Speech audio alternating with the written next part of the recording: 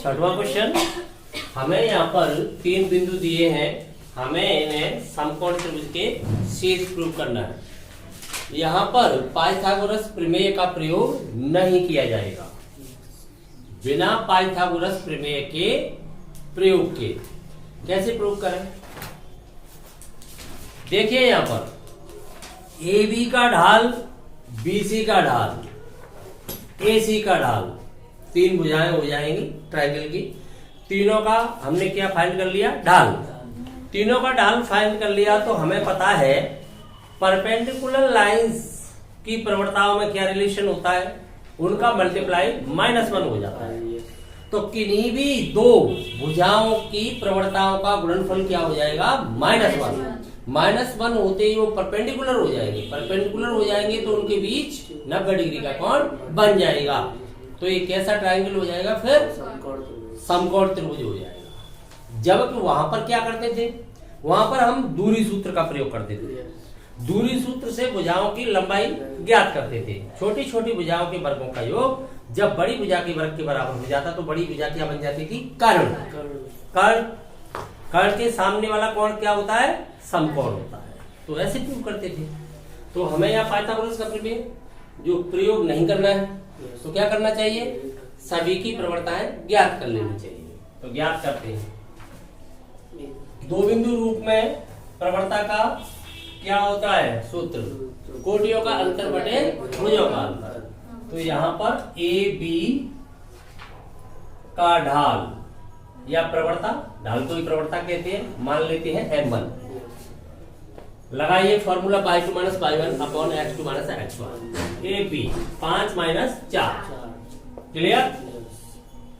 3 - 4 एक तरफ से ही घटाए, ऐसा नहीं इधर से y को घटा दें, इधर से x को। ठीक है, कितना आया? देख लो, -1 आ गया। ठीक है। इसी प्रकार से BC का ढाल देखिए क्या आएगा? BC, ये आपके पास BC तो -1 -5 डिवाइड बाई -1 -3, माइनस कैंसिल हो जाएगा तो 6/4, जिसे आप डिवाइड करोगे तो क्या हो जाएगा? 3/2। क्लियर। अब आपको AC कहे या CA को तो एक ही बात होती है। AC का ग्रेडियंट क्या आएगा देखते हैं। AC इधर से भले ही आप सब्ट्रैक्ट करें, इधर से करें तो 4 + 1 और नीचे भी क्या हो जाएगा? 4 + 1 तो क्या आ गया?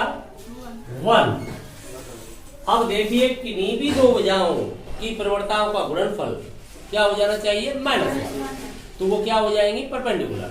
तो यहाँ हम देख पा रहे हैं AB और AC की प्रवणताओं का गुणनफल -1 हो रहा है। तो देखिए यहाँ AB का ढाल, भले ही हम अब ये नहीं लिखें क्योंकि हमने शॉर्ट में मान रखा है M1, इसे मान रखा है M2, इसे मान लो आप M3, तो सीधा लिख सकते हैं आप M1 × M3। मान दोनों का देख रहे हैं, इसका -1 है और इसका है 1। क्या हो गया? -1। इसलिए हम कह सकते हैं AB परपेंडिकुलर AC। परपेंडिकुलर है तो बताइए जो 90 डिग्री का एंगल है वो कौन से शीर्ष पर बनेगा? जो कॉमन होगा दोनों में A पर बनेगा। एम्प्लाइज हम कह सकते हैं एंगल A = 90 डिग्री, यानी समकोण। एंगल A कैसा हो गया है? राइट एंगल हो गया है, यूकल π/2। एक कोण 90 का होते ही वो त्रिभुज कैसा हो गया है? समकोण। अतः हम निर्धारित कर सकते हैं कि दिया गया जो त्रिभुज है जिसके शीर्ष है वो कैसा होगा? समकोण। अतः बिंदु A, B व C समकोण त्रिभुज के शीर्ष हैं। अगर आपको ऐसा लिखना पड़ा कि समकोण त्रिभुज है तो बताइए ABC लिखा जाए कि BAC लिखा जाए कि CAB लिखा जाए? BAC। ABC नहीं लिखा जा सकता समकोण कहोगे तो। क्यों? समकोण कहोगे तो समकोण कहाँ आना चाहिए? मध्य में। क्लियर, जानते हो ये? तो समझ में आ गया ये समकोण त्रिभुज के शीर्ष। क्वेश्चन नंबर 7, यहाँ हमें क्या दिया गया है? एक रेखा जो बाई अक्ष से वामावर्त कितना डिग्री एंगल बना रही है? 30 डिग्री। तो हमें उसका ग्रेडियंट फाइंड करना है।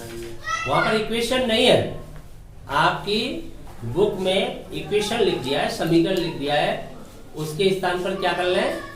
ढाल अथवा प्रवणता लिख लें। तो हमें उसका क्या फाइंड करना है? ग्रेडियंट। क्योंकि अकेले एंगल से इक्वेशन नहीं आ सकता, इक्वेशन के लिए 2 प्रतिबंधों की जरूरत होती है, वो आगे पढ़ाएं। तो यहां पर क्या है?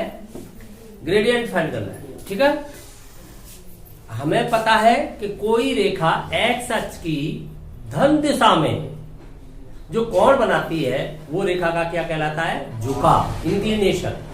इंक्लिनेशन की टेंजेंट की वैल्यू रेखा की क्या कहलाती है? प्रवणता। परंतु ये जो एंगल दिया गया है वो एक्स अक्ष की पॉजिटिव डायरेक्शन से नहीं दिया गया है, बाई अक्ष के साथ वामावर्त अर्थात धनात्मक दिशा में चलकर बनाया गया है। वामावर्त कैसे होता है? Anti clockwise. दक्षिणावर्त कैसे होता है? क्लॉकवाइज। तो जो चक्रीय क्रम है कोण का वो कैसे है? वामावर्त। परंतु कहां से है? वाई से। हमें कहां से चाहिए? एक्स से। तो बताइए एक्स से वामावर्त कितना एंगल हो गया? रेखा द्वारा एक्स अक्ष के साथ वामावर्त दिशा में कितना कोण बनाया जा रहा है? बताओ। 90 डिग्री प्लस 30 डिग्री। कितना हो गया कि नहीं भाई? 30 डिग्री यहां तक है, तो इससे पहले कितना है? एक्स अक्ष तक 90 डिग्री। क्योंकि बाई और एक्स कैसे होते हैं? परपेंडिकुलर। तो 90 डिग्री आपको यहां तक हो गया, 30 डिग्री आगे हो गया। तो जिस कोण के द्वारा आप प्रवणता ज्ञात करोगे उसका मान कितना हो गया? 90 प्लस 30। क्लियर? तो हमें क्या करना है? 90 प्लस 30 का टेंजेंट फाइंड करना है। वही इस रेखा L, जो लाइन L है उसकी क्या हो जाएगी? ग्रेडियंट। कंफर्म? तो यहां हम देख पा रहे हैं एक्स अक्ष के साथ धनात्मक दिशा में, धनात्मक दिशा को ही क्या कहते हैं? वामावर्त दिशा। समझते हो? धनात्मक दिशा में बनाया गया कोण, इसको एक ही शब्द में क्या कहते हैं? झुकाव। झुकाव कहते हैं इंक्लिनेशन। बनाया गया कोण कितना हो गया? 90 डिग्री प्लस 30 डिग्री। क्लियर? अतः एन यूकल tan थीटा लगा दीजिए, रेखा की ढाल आ जाएगी। tan of 90 degree plus 30 degree. आपको पता है चेंजर लाइन से जा रहा है। हम केवल और केवल 90 डिग्री तक ही वैल्यू जानते हैं, बाकी वैल्यू हम कन्वर्ट करके फाइंड करते हैं। तो हमें पता है 90 प्लस एंगल बाई एस से चेंज या नो चेंज? चेंज। चेंज किस में चेंज हो जाता है? कॉट में। आपने ASTC कर रखी है? तो ASTC से तुम्हें पता है सेकंड क्वाड्रेंट के अंदर 10 किस में कन्वर्ट होगा? कॉट में। तो 10 कैसा होता है? वहां पर कैसी वैल्यू देगा? नेगेटिव। नेगेटिव कॉट में कन्वर्ट, तो कैसे हो जाएगा? Minus cot 30 degree. ये जो एक्स वाला एंगल है वो क्या हो जाता है? एलिमिनेट, विलुप्त हो जाता है। पता है? तो यहां से इसकी वैल्यू क्या आ गई? tan 30 डिग्री की वैल्यू हो जाती है आपकी √3। तो प्रवणता जो रेखा का ढाल है वो क्या फाइंड हो जाता है? माइनस √3। क्यों? हमें पता है कि tan 1 से 20 डिग्री का मान ऋणात्मक होना चाहिए, क्योंकि सेकंड क्वाड्रेंट में है।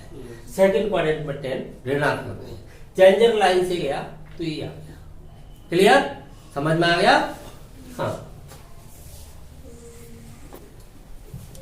8वां क्वेश्चन क्या दिया गया है भाई? बताइए। 3 बिंदु दिए गए हैं, हमें इन्हें कोलिनियर है। 3 बिंदु कैसे है? कोलिनियर है। तब हमें x फाइंड करना है। तो 3 बिंदु संरेख होते हैं, इसका क्या अर्थ है? एक ही रेखा पर स्थित होते हैं। जब ये एक ही रेखा पर स्थित होंगे तो AB का ग्रेडियंट, BC का ग्रेडियंट या AC का ग्रेडियंट किसी भी भाग का फाइंड कीजिए, क्या होना चाहिए? युगल होना चाहिए। तो युगल हम यूज करेंगे। मैंने आपको बताया था कि 3 बिंदु, if given 3 points are collinear if and only if A B का ग्रेडियंट इक्वल बी सी का ग्रेडियंट, कोई एक ले लीजिए। ग्रेडियंट इक्वल है उनका पार्टों का, किन्हीं भी पार्टों का, तो उसको क्या हो जाते हैं, सररेख हो जाते हैं, और सररेख होती है तो ग्रेडियंट युगल हो जाता है। तो यहाँ पर अगर सररेख दिए गए हैं, हमें प्रवणताएं बराबर ले लेनी चाहिए, एक इक्वेशन फाइंड होगा, इक्वेशन को सॉल्व करते ही एक्स की वैल्यू फाइंड होगी। क्वेश्चन तो हमारे दिमाग में पहले से फीड होता है, हमें क्या करना है, सबसे पहले समझ लो क्या दिया गया है, ठीक है, फिर सब होता है, केवल हमें लिखने का काम रह जाता है, कैलकुलेशन करने का। ऐसा नहीं है कि कलम कुछ करती है, कलम कुछ नहीं करती है, कलम तभी कुछ करती है जब पहले से यहाँ डाटा मिलता है। तो पहले क्वेश्चन को दिमाग में फीड करो, क्या मिल रहा है हमें वहां पर, क्या करना है। ऐसे ही नहीं है कि पता नहीं चल रहा है करने बैठ गए, कोई फायदा नहीं होगा। क्लियर होगी बात? तो चलते हैं। चूंकि ए बी व सी संरेख हैं, तीनों बिंदु कैसे हैं, संरेख, इसलिए ए बी का ढाल बराबर हो जाना चाहिए बी सी का ढाल। कन्फर्म? दो बिंदु रूप में ढाल क्या होता है, कोटियों का अंतर बटे भुजों का अंतर। तो ए बी का ढाल लगाइए, इधर से घटा दो या इधर से घटा दो, इससे तो कोई फर्क नहीं पड़ने वाला। किधर से घटाओगे बताओ, इधर से घटा रहे हो, इधर से घटा लो, -1 अपॉन x -2 इक्वल, उधर घटाइए, इधर से घटाओगे, इधर से घटा लो, 5 - 1 अपॉन 4 - 2। सॉल्व कर लो इक्वेशन को, कितना हो गया, -2 बटे x -2, इधर कितना हो गया 4, नीचे क्या रह गया 2, लेफ्ट हो गया तो 2 रह गया। क्लियर? तो x -2 इक्वल क्या आ गया, -1, तो x की वैल्यू क्या आ जाती है 3, 1 रह गई, उधर जाएगा तो क्या, अरे ये लेफ्ट कर दिया है मैंने, तो x -2 इक्वल क्या रह गया, -1 नहीं रहेगा, 1 क्यों रह जाएगा, ये मैंने लेफ्ट कर दिया, तो x -2 इक्वल क्या रह गया, -1, तो x इक्वल क्या रह गया, फिर +1 नहीं रह जाएगा। क्लियर? समझ में आ गया? क्वेश्चन नंबर 9, हमें 4 बिंदु दिए गए हैं, हमें क्या करना है, समांतर चतुर्भुज के शीर्ष प्रूव करना है। समांतर चतुर्भुज के अंतर्गत क्या गुण पाया जाता है, समांतर चतुर्भुज का क्या गुण है, उसके उस प्रॉपर्टी का यूज कीजिए। समांतर चतुर्भुज वह चतुर्भुज होता है जिसकी सम्मुख भुजाएं समांतर होती हैं एवं समान भी होती है, समान भी तो होती हैं, समान होती है तो पाइथागोरस प्रमेय की इजाजत होती, तब तो हम दूरी सूत्र के द्वारा क्या करते थे, उनकी दूरी ज्ञात करके हम युगल साइज, लेकिन इससे ये निर्धारित नहीं हो पाता कि एक आयत है अथवा समांतर चतुर्भुज है, दोनों ही हो सकता है ना, आयत के अंदर भी ये गुण पाया जाता है। तो ये कैसे निर्धारित करें, ये समांतर चतुर्भुज ही है, आयत में कन्वर्ट नहीं हुआ है। प्रत्येक आयत एक समांतर चतुर्भुज होता है, वर्ग सब कुछ होता है, वर्ग समचतुर्भुज भी होता है, समांतर चतुर्भुज भी होता है, समलंब चतुर्भुज भी होता है, चतुर्भुज भी होता है, होता है कि नहीं होता है, वर्ग के अंदर तो सबके गुण आ जाएंगे, परंतु समांतर चतुर्भुज के अंतर्गत आयत का एक गुण नहीं आ पाता। कौन सा? प्रत्येक कोण समान होने वाला, उसके सम्मुख कोण समान होते हैं। तो समांतर करने के लिए हम क्या करेंगे, उसके जो विकर्ण है किसके, आयत के, यहाँ पर हमसे कहा गया है किसका प्रयोग नहीं करें, दूरी सूत्र का। तो दूरी सूत्र का नहीं करेंगे तो बताइए फिर किस गुण का प्रयोग करेंगे, समांतर वाले का, समांतर वाले का प्रयोग करेंगे। तो हमें क्या करना चाहिए, उसकी सम्मुख भुजाओं की प्रवणताएं ज्ञात कर लेनी चाहिए। यदि समांतर होंगी तो उनकी प्रवणताएं क्या हो जाएंगी, युगल हो जाएंगी। क्लियर? तो सबसे पहले इतना करके लाते हैं, तो निकालिए ए बी का ग्रेडियंट, ए बी की प्रवणता M1 मान लेते हैं, दूरी सूत्र लगाए, प्रवणता y2 - y1 क्या हो जाएगी, 0 + 1 अपॉन 4 + 2 कितना हो गया, 1.6। ठीक है, इसी प्रकार से BC की प्रवणता क्या हो जाएगी, M2 मान लेते हैं। चलो ये हो जाएगी आपकी 3 - 0 डिवाइड बाई 3 - 4, तो ये कितनी आ जाती है आपकी -3। फिर आपको फाइंड करनी है CD की।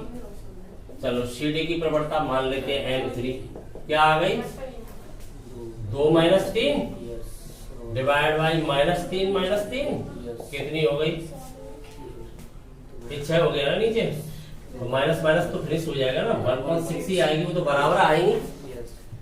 फिर AD के या DA के जो भी के M4 क्या आ जाएगी, देखिए -3 आनी चाहिए, और AD फाइंड करोगे तो ये आ जाएगी आपकी 2 + 1 डिवाइड बाई -3 + 2, तो ये क्या आ गई -3। क्लियर। तो हम देख पा रहे हैं यहां हमने देखा M1 युगल क्या है M3 एवं M2 युगल क्या आ रहा है M4। सम्मुख भुजाएं हम देख रहे हैं कि दो की प्रवणता कैसी हो रही है, समान। इससे क्या कह सकते हैं हम, AB, ये प्रवणता किसकी है AB की, ये किसकी है CD की, तो AB parallel CD and BC parallel DA। सम्मुख भुजाएं कैसी हो गई है, समांतर। और सम्मुख भुजाएं समांतर है तो ये चतुर्भुज क्या हो जाएगा, समांतर चतुर्भुज। हमें समांतर चतुर्भुज प्रूव करना है, हमें रेक्टेंगल नहीं करना, अर्थात आयत नहीं करना। समान अगर ये आयत भी होगा तो भी समांतर चतुर्भुज तो होगा, लेकिन अगर हमें आयत प्रूव करना होता तब ये आवश्यक हो जाता कि इसके विकर्ण वो भी बराबर होने चाहिए थे। समझो पहले क्वेश्चन को, इतना होने से ये समांतर चतुर्भुज क्यों हो गया निश्चित, क्यों, ये आयत होगा तभी समांतर चतुर्भुज होगा। अगर ये आयत हो जाता है तो समांतर चतुर्भुज तो तब भी होगा, क्योंकि आयत भी एक समांतर चतुर्भुज होता है। परंतु यदि हमें यहाँ पर क्या करना होता, आयत, तो ये गारंटी नहीं है कि ये आयत ही होता, क्योंकि इसमें अभी 2 ऑप्शन है। तब आवश्यक हो जाता कि हमें विकर्ण क्या करने पड़ते हैं, युगल, उसके विकर्ण इक्वल हो जाते हैं, इसके विकर्ण नॉट इक्वल है, तो हमारा समांतर चतुर्भुज तो प्रूव हो चुका। समझ में आ गया क्वेश्चन। इससे हम कह सकते हैं,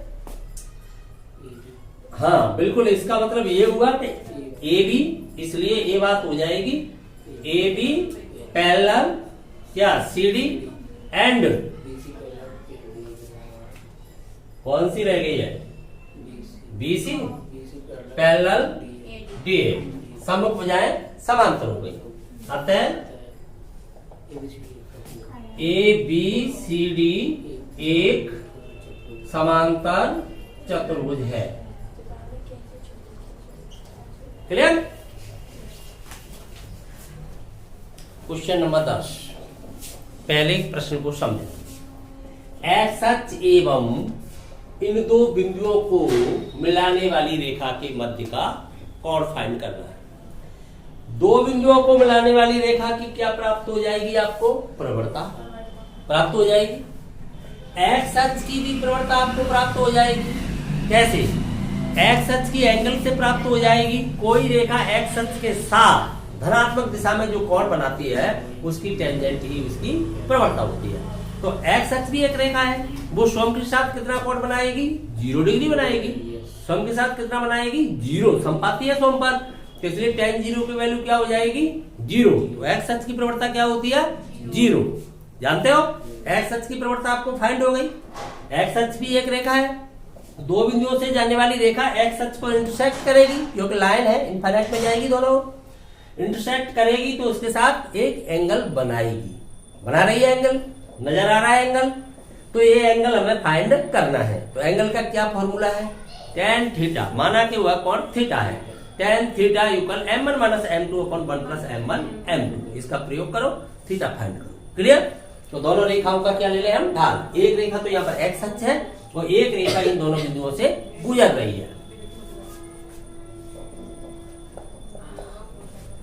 एक्स अक्ष का ढाल मान लेता हूं m1, क्या होना चाहिए, tan ऑफ 0, जिसकी वैल्यू क्या हो गई, 0। अगर आप यहाँ 0 डिग्री लिखोगे, 0 लिखोगे तो रेडियन हो जाएगा, बात ये है। tan 0 की वैल्यू क्या हो जाती है? 0। क्लियर? अब हमें रेखा का ढाल फाइंड करना है।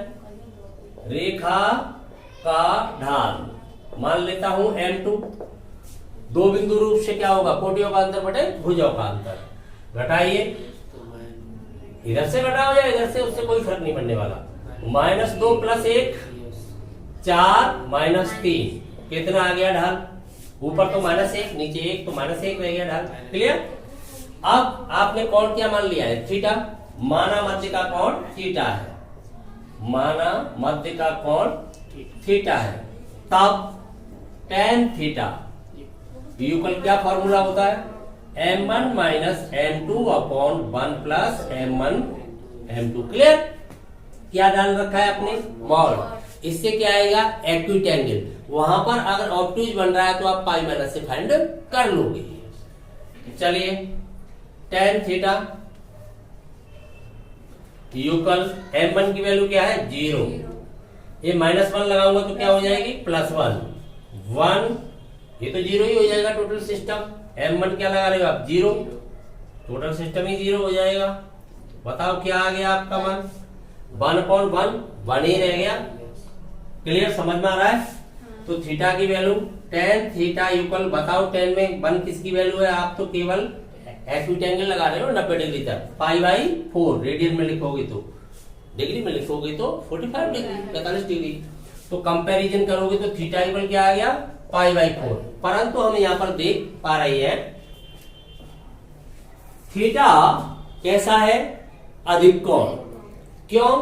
रेखा इन बिंदुओं से जाएगी तो आप देख रहे हो 3 - 1, दूसरा बिंदु है 4 - 2, तो रेखा पीछे हट जाएगा दूसरा बिंदु। वो बिंदु आगे है 3 है, इसका भुज 3 है, इसका भुज 4 है। देख पा रहे हो? तो आपकी रेखा ऐसे हो जाएगी 90 डिग्री से और अधिक घूम जाएगी, तो इसलिए अधिक कोण बनाएगी एक्स अक्ष के साथ। क्लियर हो रही है ना यहाँ पर ये बात? एक्स अक्ष के साथ कैसा कोण बना रही है? अधिक कोण बना रही है। तो आपको कौन सा वाला एंगल बताना होगा? दूसरा वाला एंगल। ये दो एंगल बनाती है ना, तो ये कौन सा एंगल आ गया? ये वाला 45 डिग्री। परंतु हमें कौन सा कोण बताना होता है? हमेशा जो रेखा धन दिशा में बना रही होती है वही एंगल बताते हैं। तो फिर क्या करना होगा? 180 डिग्री से इसे सबट्रैक्ट करना होगा। अधिक कोण बना रही है ना, क्योंकि रेखा एक्स अक्ष के साथ कैसा कोण बना रही है? अधिक कोण। अधिक कोण का अर्थ जानते हो? जो 90 डिग्री से बड़ा होना चाहिए, अधिक कोण बनाती है। अतः अभीष्ट कोण क्या हो जाना चाहिए? पाई माइनस π/4, 3π/4, 135 डिग्री के बाद। कन्फर्म? क्वेश्चन नंबर 11, यहां पर हमें एक प्रतिबंध दिया गया है। एक रेखा की ढाल दूसरी रेखा की ढाल का 2 गुना है। क्लियर? दूसरा प्रतिबंध क्या दिया गया है? उनके मध्य के कोण की टेंजेंट, उसकी वैल्यू कितनी है? 1/3। तो हमें दोनों का ढाल ज्ञात करना है। समझ में आ गया क्वेश्चन? हमें दिया क्या गया है? एक तो प्रतिबंध ये है, उनकी ढालों में क्या संबंध है? दूसरी रेखा की जो ढाल है उसके 2 गुने के बराबर पहली रेखा की ढाल, पहली या दूसरी कुछ भी कहें, और उनके मध्य के कोण की टेंजेंट की वैल्यू दी गई है। तो हमें दोनों की ढाल फाइंड करनी है। तो हमें क्या करना चाहिए?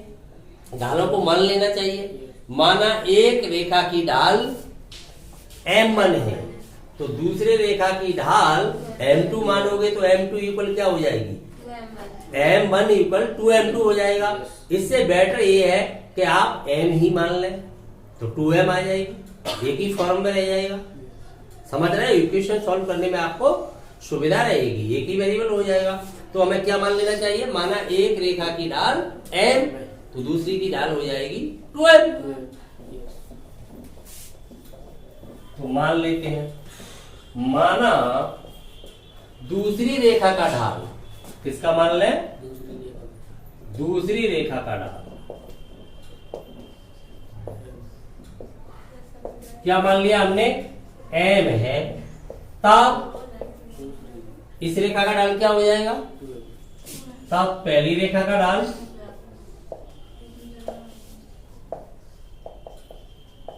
बताओ क्या हो जाएगा, 2m होगा, 2m होगा। ठीक है, अर्थात ये कह सकते हैं हम m2 इक्वल m तो m1 इक्वल 2m। क्लियर। अर्थात ये कहा जा सकता है m2 इक्वल, दूसरी रेखा का हमने m माना, तो m1 इक्वल क्या हो गया, 2m, उसका दोगुना हो गया पहली रेखा का। अब दोनों के मध्य का कोण क्या दिया है, थीटा, जिसकी वैल्यू भी दे रखी है tan थीटा।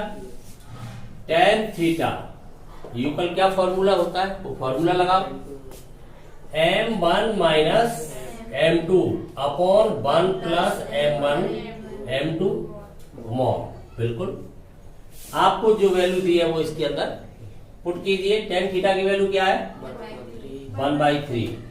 मॉड हटाओगे तो दो चिन्ह आते हैं, प्लस माइनस, तो यहां लगा दूं एक तरफ प्लस माइनस, इधर m1 की वैल्यू लगाइए, क्या है आपकी m1 की वैल्यू 2m, m2 की वैल्यू m, क्योंकि दूसरी रेखा की ढाल m है तो पहली की रेखा की ढाल 2m हो जाएगी, अपॉन 1 प्लस m1 की वैल्यू क्या है 2m, मल्टीप्लाई करोगे m से तो m स्क्वायर कर दूंगा तो समझ जाओगे सीधा, m स्क्वायर हो गया ये आपको फाइंड हुआ। एक बार प्लस साइन लोगे, एक बार माइनस साइन लोगे, तो पहले मैं प्लस चिन्ह ले रहा हूं, ठीक है, तो प्लस चिन्ह से हल करो, प्लस चिन्ह, तब क्या आएगा बताओ, प्लस चिन्ह लोगे तो मल्टीप्लाई करा, तो यहां से आएगा 1 plus 2m square equal 3 multiply करेगा उधर तो कितना हो जाएगा 6m। 6m क्यों करते हो, सीधा सब्ट्रैक्ट कर दो, m ही रह जाएगा तो 3m कर दो। क्लियर, 2m माइनस m क्या रह गया m, तो सीधा मल्टीप्लाई कर दिया हमने 3m। अब इसे सॉल्व करो, 2m square minus 3m plus 1 equal 0, factor करो, तो फैक्टर करेंगे तो क्या हो जाएंगे, देखो 2 और 1 3, मल्टीप्लाई में 1, दोनों नेगेटिव लेने पड़ेंगे, तो इसके फैक्टर करोगे तो एक हो जाएगा 2m स्क्वायर माइनस का 2m माइनस का m प्लस 1, कॉमन लोगे तो 2m कॉमन आ गया, यहाँ पर क्या बचेगा आपका m माइनस 1, यहाँ से माइनस 1 कॉमन लोगे m माइनस 1 इक्वल 0। अगर यहाँ पर m स्क्वायर का गुणांक 1 होता तो सीधे फैक्टर लिख दिए जाते, परंतु गुणांक 1 नहीं होता है तब करने पड़ेंगे, तो यहाँ से m माइनस 1 कॉमन आया और यहाँ पर बचा 2m माइनस 1 इक्वल 0। m की दो वैल्यू फाइंड हो रही है, m इक्वल एक तो आ रहा है आपका हाफ और एक आ रहा है 1। क्लियर, एक कंडीशन।